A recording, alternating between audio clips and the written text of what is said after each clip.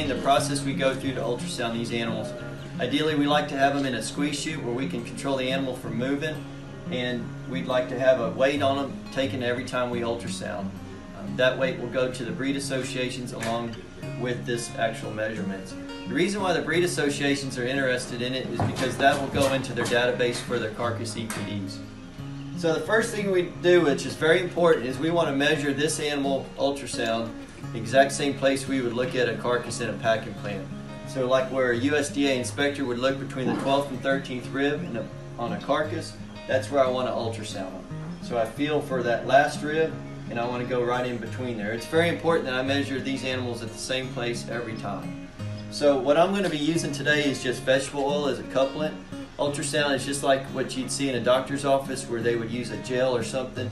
It's a sound wave, and so what that couplant does is make a good contact with the animal so I get a better quality image. Those ribs.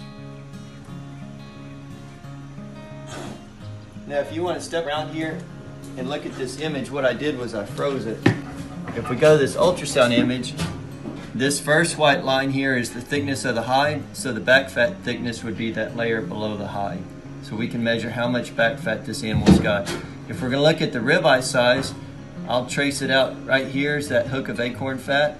It comes back around, and we can see a perfect picture of that ribeye size. The next thing we're going to measure is marbling, and that's very important because of the quality of the steak, or the quality of meat in general. If we talk about a USDA quality grade and a yield grade, the quality is mostly based off of marbling.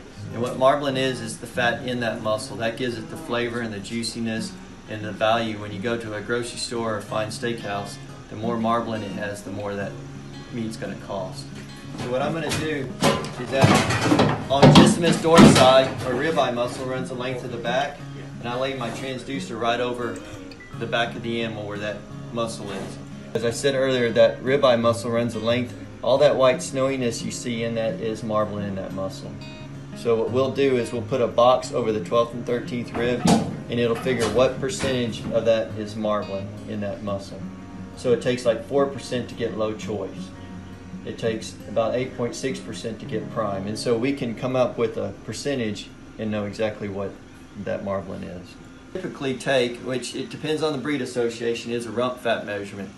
And the reason why a rump fat measurement is being used is animals aren't always uniform with their fat covering. So if you looked at some carcasses in a packing plant, sometimes they're fatter over the chuck or over the round, and there's some variation.